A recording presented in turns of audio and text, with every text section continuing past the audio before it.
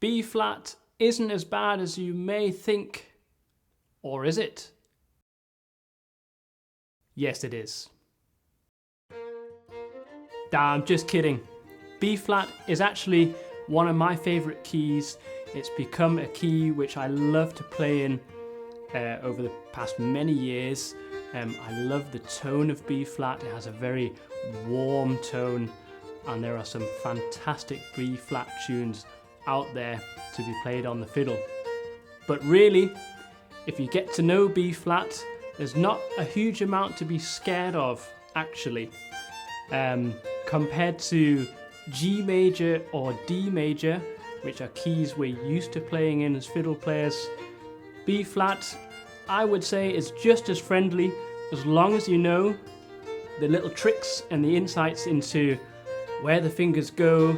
And if you get to know B flat a little better, I'm sure you'll become great friends with the key and you'll keep playing it for a long time to come. So let's just take a look at some of the key elements, and then we'll take a look at some of the finger positions, and we'll go on to learn a tune in B flat.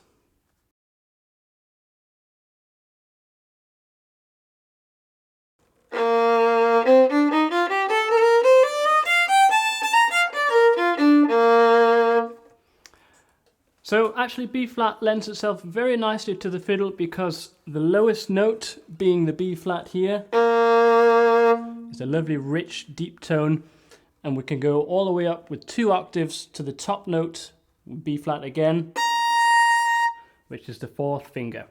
So in terms of the range on the fiddle, B flat is equally as good as G major or A major, and actually I would say it's better than D major or C major because you get a wider range without having to jump up into positions.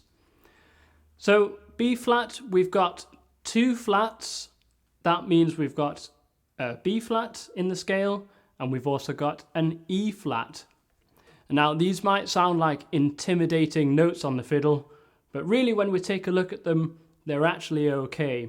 And what I want to do is I want to take a deeper look at the actual positioning of the fingers on the strings, and that will enable us to have the confidence to be able to know all of the notes that we need, and it's going to help us know our way around the fiddle in the key of B flat. Now this technique here, which I'm going to teach you, isn't only applicable to B flat. You can apply this to all keys, so essentially you're able to play in any key you want with confidence, and it will give you a good understanding of whereabouts you are on the fiddle, which makes much more sense when you're playing all these different types of tunes.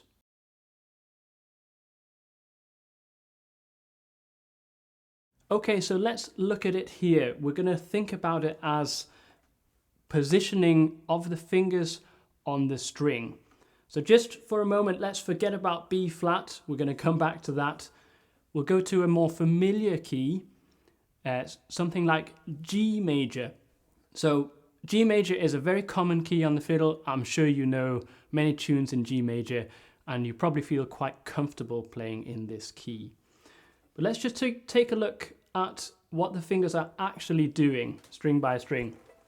So for example, we'll take the first finger position. Okay, so I'm going to put my first finger on the G string here. So we've essentially got an A down on the fiddle here. That's our first finger position. And we'll move that up to the D string. And if you note, actually the finger is in exactly the same position. This is what I would call sort of a standard first finger position. Okay, so we've got the E there. The next string, got the B, that's also the same position, and the top string, we've got the F sharp.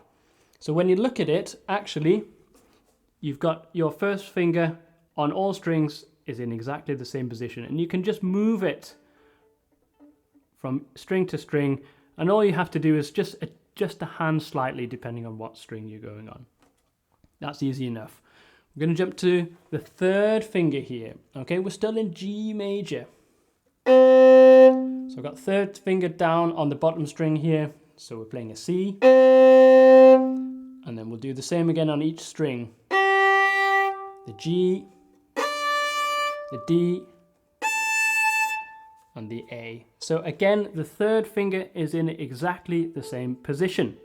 So that's relatively easy to think about, that when we know we're playing in G major, we always know that the first finger is here where it should be, and the third finger is also where it should be, the same position on every string. Okay, let's take a look at the second finger here in G major, because this is the interesting thing. We're going to take it from the bottom string again. So second finger, G major, we've got a B. So essentially we've got what's called a high second finger. What do we mean by a high second finger? Well, I like to think of it as in between the first finger and the second finger, there's a little bit of a gap. Okay, if it was a low second finger, the second finger would be basically touching the first finger. But it's a high second finger, so there is a bit of a gap, which means it's close to the third finger. Okay, so that's our first string, high second finger. D string, we've got an F sharp in the scale of G major, so that's also a high second finger. Okay, next string, which is the A. Here we want to play a low second finger because we don't want to play a C sharp. That's not part of a G major scale. We want to play a C natural. So on the fiddle, that's a low second finger on the A string. So that's close to the first finger, as you probably know. So the difference here with the second finger is it has to do a little bit of work in G major. It's not like the first or the third finger, which is a set position for each string. Now we've got a variable second finger. High on the G string, high on the D string, low on the A string, and on the E string, we also have a low second finger because it's a G rather than a G sharp. Okay, so the second finger is kind of the variable finger here in G major. You might know this stuff already, but actually just thinking about where the fingers are lying on the string helps you to have a better understanding of what's actually going on here. Okay, and if you wanted to go further in G major, you could also do the fourth finger, which they're all normal fourth fingers. You could also just use the open string. So essentially the only finger in G major that moves is the second finger. Okie dokie. Let's translate this technique over to B flat. We're going to look at each individual finger, what they're doing and where they're going.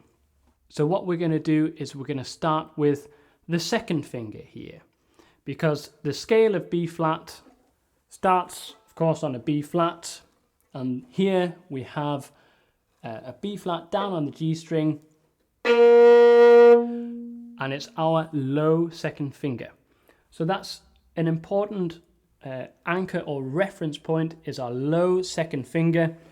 And I find the best way to find this note is to put your first finger down, normal first finger, and then a low second finger comes right after it. So there we go, there's our home note, B flat on the G string.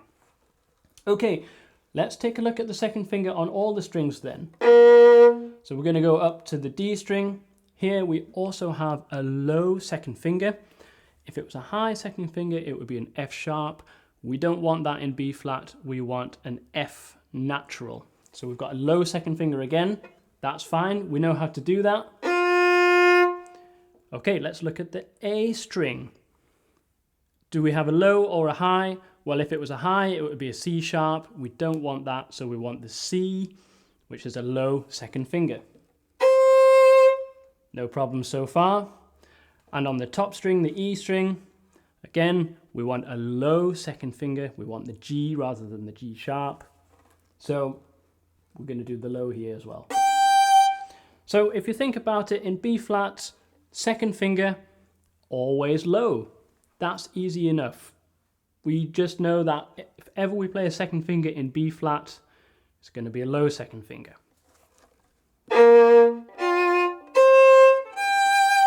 There it is. Okay, so let's move on to the third finger from here. So the third finger on the G string, is it a high or is it a low one? Well, if it was a high third finger, it would be a C sharp. We don't want that. So we want the, I would call it a normal third finger. Okay, normal third finger position, that gives us a C. That's easy enough. Let's quickly move through these strings here, because you can probably expect what's going to happen. On the D string, we've got a normal third finger, which gives us the G. On the D string, we've got a normal third finger, gives us the D. And on the E string, we've got a normal third finger, gives us the A. So again, that's pretty easy. We know that the third finger is always in the same position. Okay, 2 down, 2 to go. Let's take a look at the first finger, because this is where it gets a little bit interesting. We're gonna, for now, skip the G string because we're going up from the scale of B flat. Now, here is where B flat probably has its slightly infamous reputation, because we've got a low first finger. Okay, and that can be a little tricky to find, but let's just find the normal first finger on the D string, which is an E, and then we want it to be somewhere in between the open string and that note, which is our E flat. This can be a little bit of a tricky note to find. Believe it or not, you can have a 2 flat E flat. So you don't want it to be too flat. Equally, you don't want it to be too sharp. So just use your ears to get it to where you think it should be. And we've got a low first finger. This is a good one to remember because it's going to come again. On the A string, we've also got a low first finger. That gives us our B flat. So it's the same position. And on the E string, we've also got a low first finger. It gives us our F. So those three here. E flat, B flat, F. They're all low first fingers. Now, we'll just take a look at the G string, because here actually we have a high first finger. And this is a little bit tricky to go from the low to the high. Luckily enough for us, this note isn't used that often in tunes in B flat, because it's lower than the B flat itself. So it's, of course it occurs in tunes, but it's not as common to use this note in B flat, but it is nevertheless a high first finger. It's an A rather than an A flat.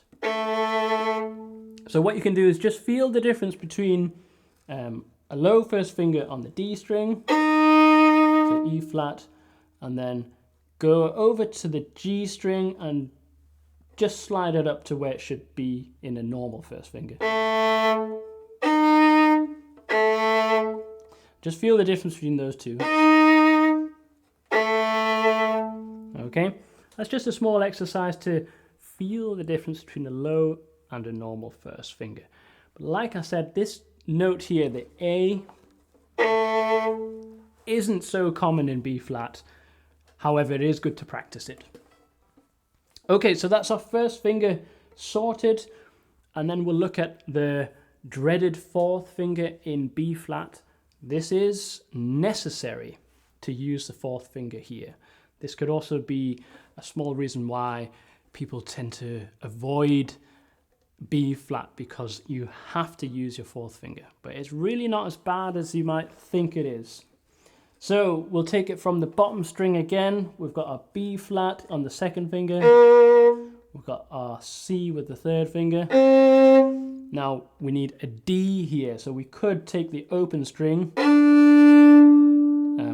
But I always think it's a good, if you're gonna have to use your fourth finger anyway, you might as well practice all the opportunities. So I think use your fourth finger here, at least in practice sessions, And it is a normal fourth finger. It's not a low, it's not a high, it's just a normal one. And you can check it against the open D, so it's nicely in tune. That's our fourth finger there. We're going to go up to the next string. Fourth finger again. Is it low, is it high? It's the same. It's an A. We don't want an A flat, we want the A, so it's the same as the open string. Fourth finger. Just check it with the open string. Okay, so there we go. So the first two strings, we've got a normal fourth finger. Let's move on to the A string, where we've got the B flat, the C, the D. Okay, fourth finger. If we had a normal fourth finger here, we would be playing an E. We don't want an E natural, we want an E flat, like I mentioned before, B flats and E flats. So we need to play a low fourth finger. The best way to find this is to have your third finger down. So let's find the third finger on the A string, which is the D. You can check it with the open D string. Fourth finger, low fourth comes right after the third finger. So it's kind of touching. Okay. So we get our E flat. And it's a note like this which I think gives this lovely warm sort of soft sound of E flat, because there's no open resonant strings here, so it gives a really nice warm sound. Okay, and you can just alternate between the third finger, the D, and the E flat. And just making sort of micro adjustments so that you think it's perfectly in tune. It might take a little bit of time, but using your third finger as your reference point, you shouldn't go too wildly out of tune anyway.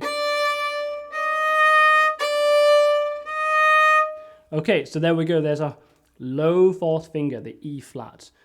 We'll do the final string, and guess what? That's exactly the same as what we've just done. So let's find our third finger, which is the A.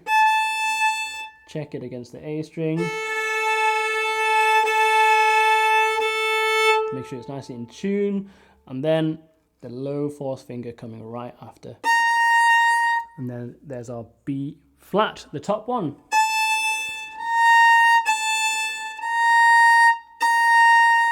Like that. Okay, so essentially that's all our notes in the 2-octave scale of B flat. So let's just do a quick recap to see where all the notes are. We'll start with the second finger. Low second finger on all the strings. Nice and easy, sorted. Third finger, again a normal third finger for all the strings, sorted. Then we did the first finger, a low first finger. Apart from the G string, which is a high first finger, which hopefully we won't use so much, but it's good to practice. And then finally the fourth finger, where we've got 2 high fourth fingers, you could use the open strings here, and then 2 low fourth fingers. Okay, so this system of sort of analyzing where the fingers are, instead of thinking of every note in the scale, it's more referring to the position of fingers on the string. And at least for me, this is a little easier to get my head around, and it means that I know whenever I'm playing in B flat, I just know that the second finger, boom, it's there, it's the low second finger all the time. And I know that the fourth finger is one that has to do a little bit of work depending on what string I'm on. Okay, so now that we've got all this information up here, we just need to be able to translate it down the fingers.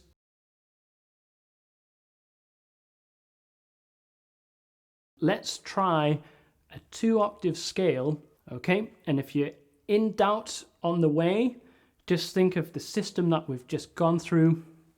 that might help you.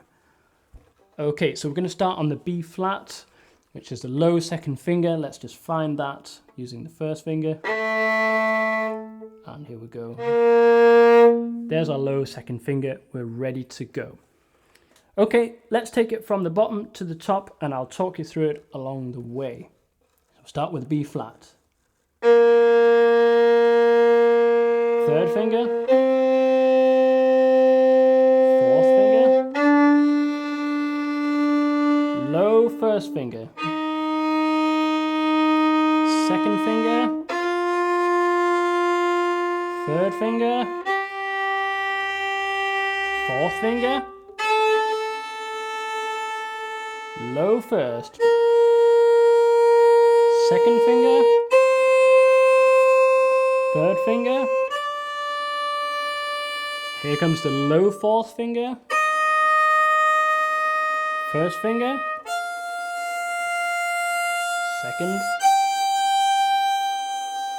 Third. And finally the low fourth. Okay, so there we have the 2-octave scale.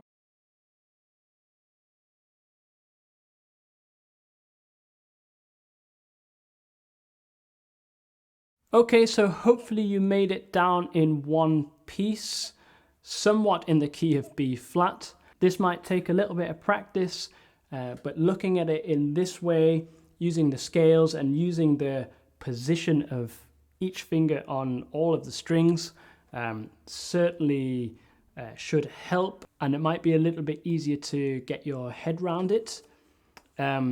Scales for sure help, as boring as they might be. You don't need to do a lot of them, but just looking at it in this way will hopefully give you a bit more confidence in B flat, but also in any scale really. So you can also think, okay, what am I doing in D major or F major or A minor or whatever it might be. So just looking at the fingers, and essentially in B flat you can just forget about the second and third finger. You know they have to be where they are supposed to be, in the low position. Then there's a little bit more room to focus on the other fingers, like the fourth finger, for example.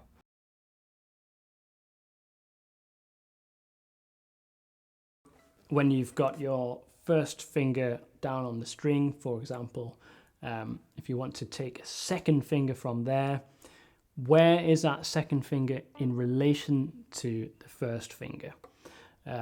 So we know that the first finger on the A string is a low first finger. The second finger is also a low second finger. So just feeling that distance for how far that second finger needs to go up in relation to the first finger. That's going to help you keep a nice solid foundation on your hand. And so on, you know, so from the second finger going up to the third finger, again, there's a little bit of room in between the fingers here. So we know that has to come down a little bit further up. And again, the low fourth finger. And you can just do this with every note, so that essentially you're gaining total confidence in where the fingers should be compared to the other fingers.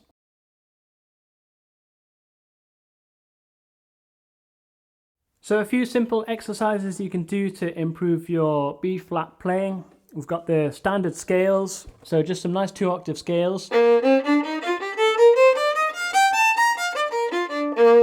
Some arpeggios. And I always like the stepwise scales.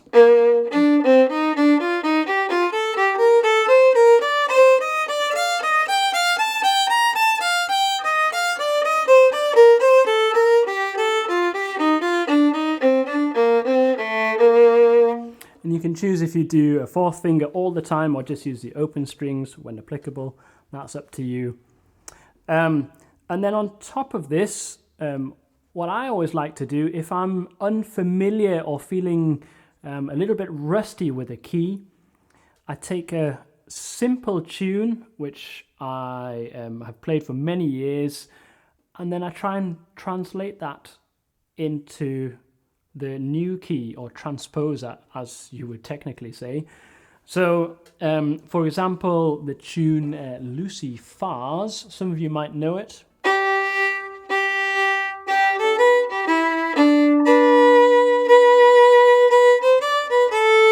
Which is usually played in G major.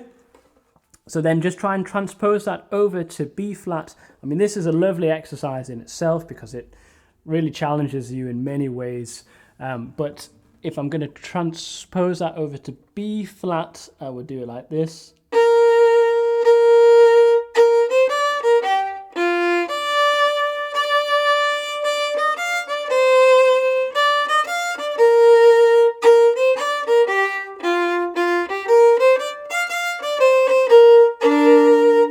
Okay, and I just know that I have to use all the notes in the B flat scale.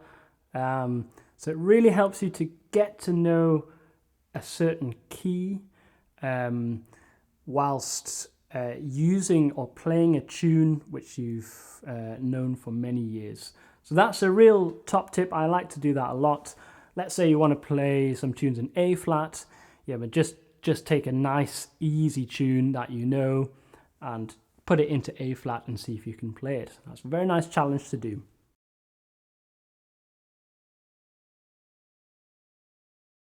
Alright, so the tune that I want to look at today is called Blue Bonnets Over the Border, and there are quite a few different versions of this tune, but the one I'm going to teach today is one I got from two marvellous fiddle players, John McCusker, and my all-time favourite version from Natalie McMaster, who's recorded it on one of her great albums called In My Hands. So definitely check out that version if you haven't heard it before.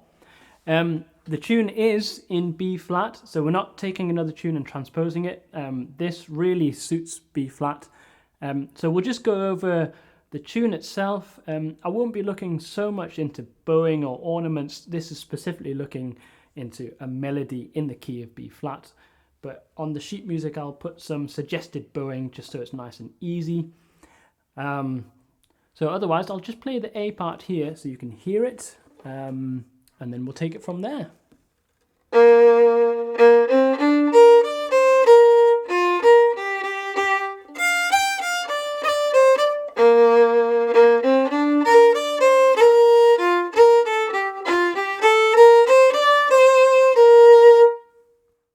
So we're starting on the low B flat here. That's our starting note. Like I said before, the best way to find that is using your first finger and then coming down with the low second finger. Okay, first phrase goes like this.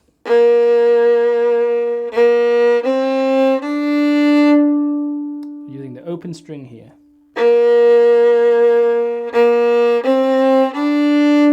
One more time.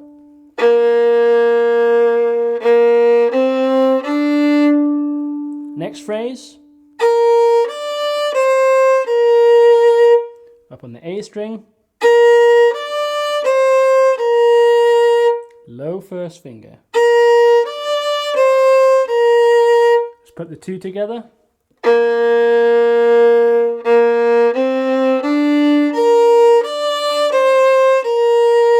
And again.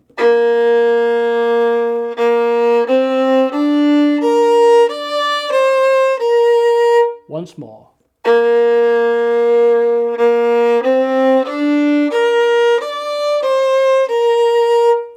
Next phrase, taking from the upbeat of this bar.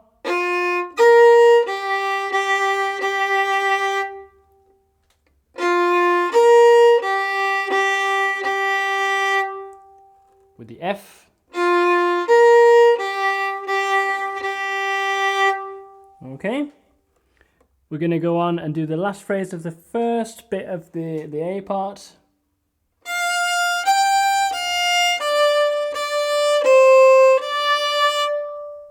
From the upbeat.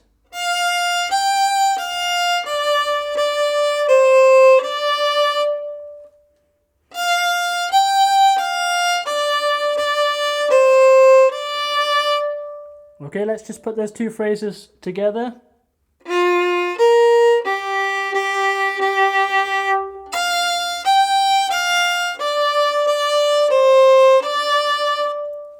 again.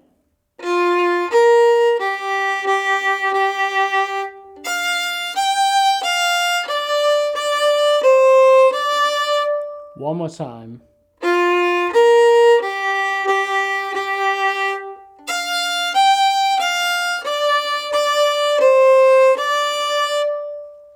Okay, let's just take it from the top up to there. We'll just recap it a couple of times and then we'll move on. So we're starting on the B flat. And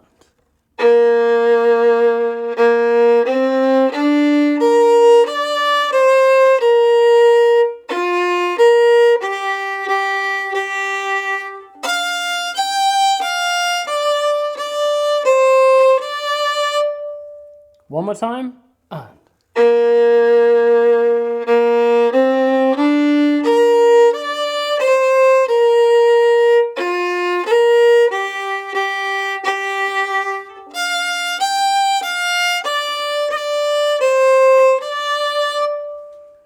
okay, and if you haven't noticed already, all the position of the fingers, they're all in the same place. So the second finger, whenever you play that, is always the low. Same with the third finger. We've got the open string, so that's okay. And we've got the low first finger. So it's all coming together with the practice that we did before. The position work is exactly the same. So hopefully that will give you the confidence to play this tune.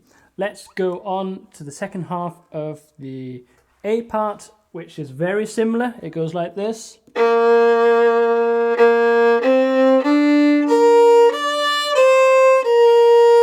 That's exactly the same as before.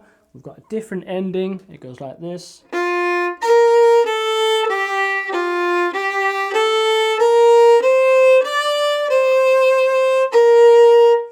Okay, so we're basically just playing scales here. We're going up and down. I'll play it to you again.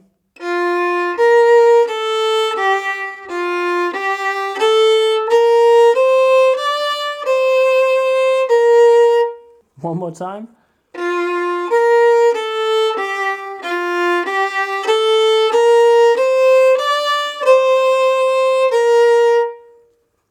Okay, let's just try the second half of the A part here from the B flat.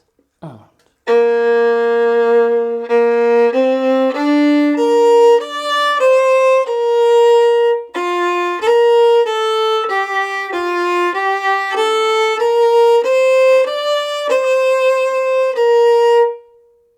once more.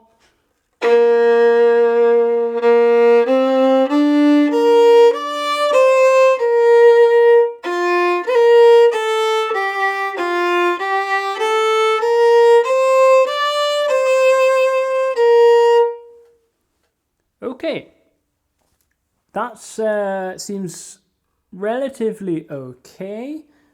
Not a lot of work, no work with the low fourth finger, no moving position of fingers. Let's go over the A part a couple of times, the whole A part, and then we'll move on to the B part. Here we go. 1, 2, 3, 4, 5, 6.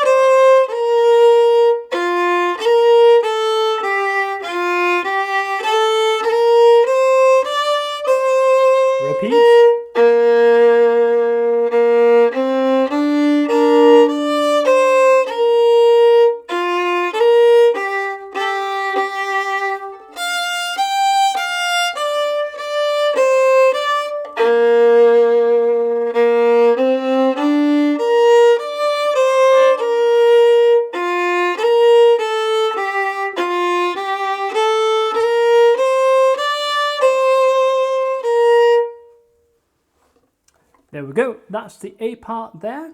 Feel free to go over this a few more times before going on to the B part. But if you're feeling good, let's go on to the B part right away. So I'll just play it for you here so you get an idea of how it is.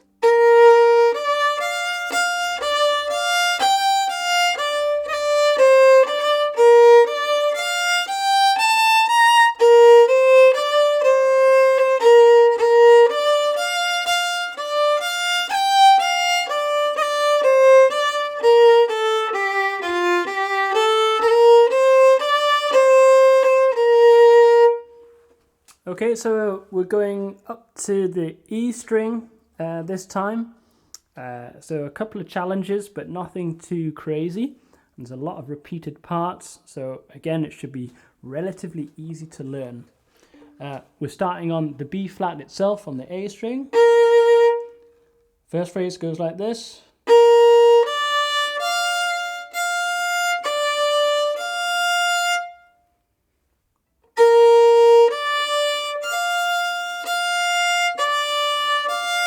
And if you want, what I like to do is actually just leave the first finger down on the string as a reference point, and then you know that that finger is nicely in tune for the other fingers to come down on afterwards. Okay, let's just take it again.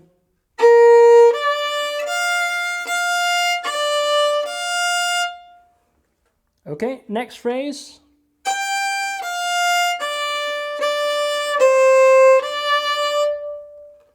And again.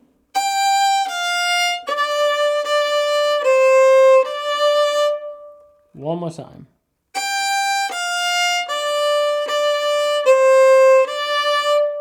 Let's just put those two together.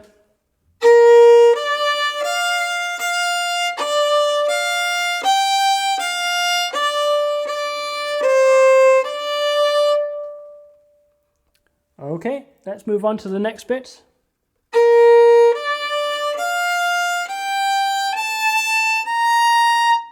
We'll go right up to a top B flat here.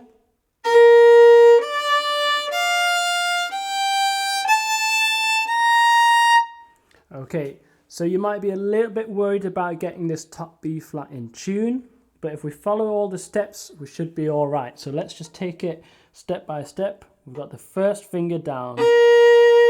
So first note, third finger, low first finger again. That should hopefully be in tune because the last one was hopefully in tune. Low second finger, there's a small gap between. Normal third finger, so there's a gap between. So in this, if you have a look at your fingers, they should be all down, there should be a little gap in between. If this finger here is nicely in tune, then we've got a very good chance that the top B flat is in tune because it comes right next to it. And there it is. So it's just a nice little system of working. Rather than using guesswork, you're actually systematically using your fingers on the strings to make sure that you're in tune. Okay, let's just try that phrase again.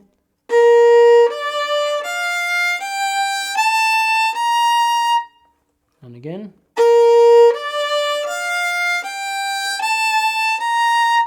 And from here you might need to make micro adjustments, but you're going to be on the right lines. Next phrase.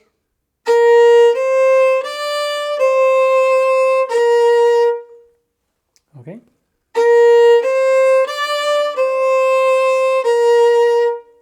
I think we've played that one before in the A part.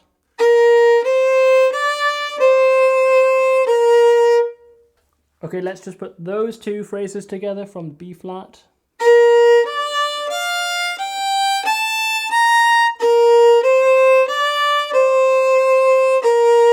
One more time.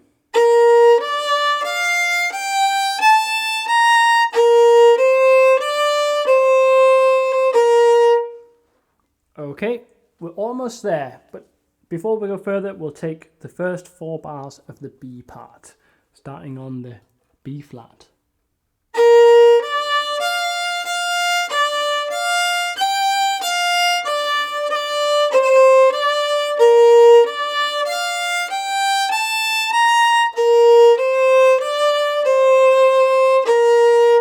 And one more time.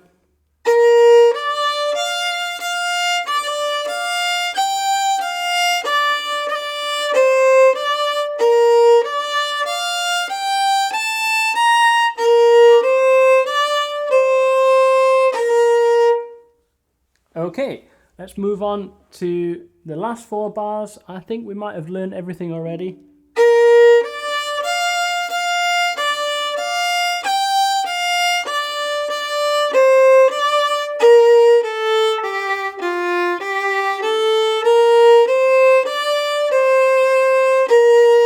we have, we're going to take the same theme again from the B part and use the same ending as the A part and put them together. So we have actually learned everything here. Let's take the last 4 bars of the B part.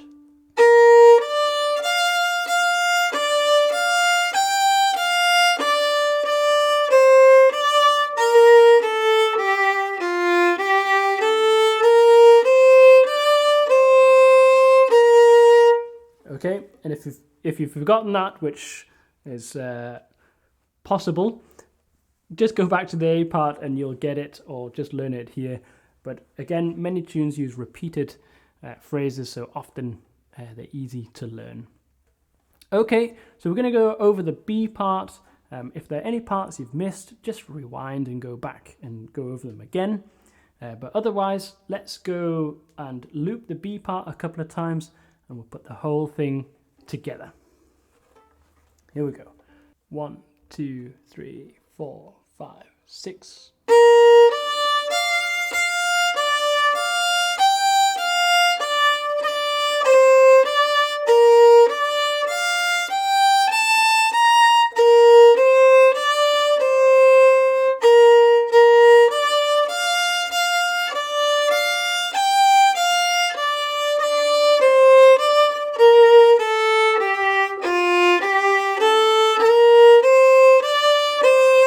Repeat.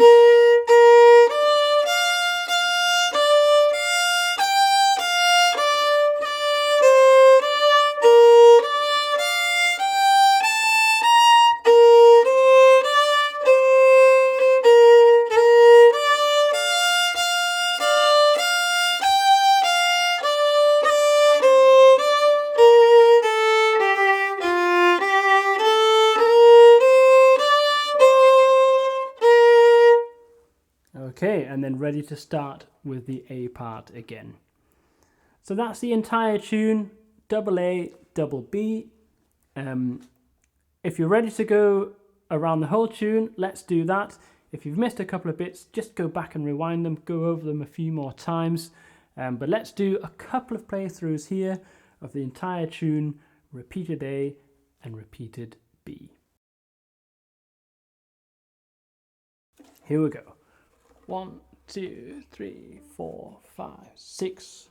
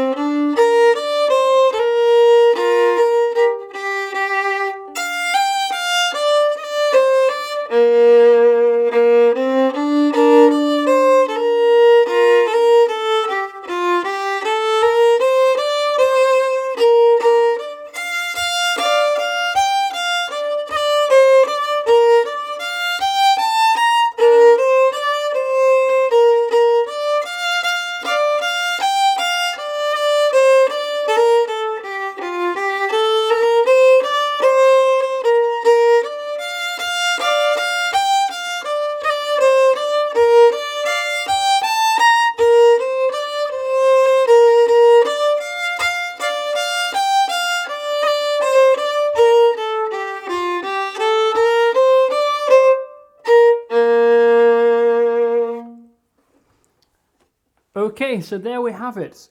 Blue Bonnets Over the Border in B flat. For me, this tune, it's, of course, the tune itself is a beautiful tune, but it really lends itself well to B flat. And I also love the tone that you get from B flat in this tune. If you were to play it in G or A, you get a much different tone and timbre here because of the ringing strings. But because of the closed, warm sound of B flat, which I think really lends itself to this tune, it has a lovely sort of a lilt and finesse to it. I hope you were able to get something out of this B flat video. If you've never played in B flat before, well done. I hope you've got something from it. If you have played in B flat before, but have maybe been a bit wary of it, I hope you've gained a bit more confidence from this.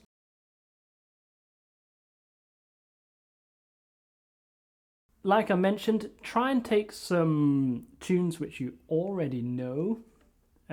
Start with some easy tunes. Try and transpose them over to B flat. It's a fun challenge. As well as this, there are loads of different tunes out there in B flat.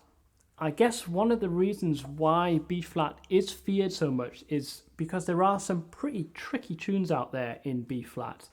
And one of my favorites, a notable tune called the Bee's Wing Hornpipe in B flat.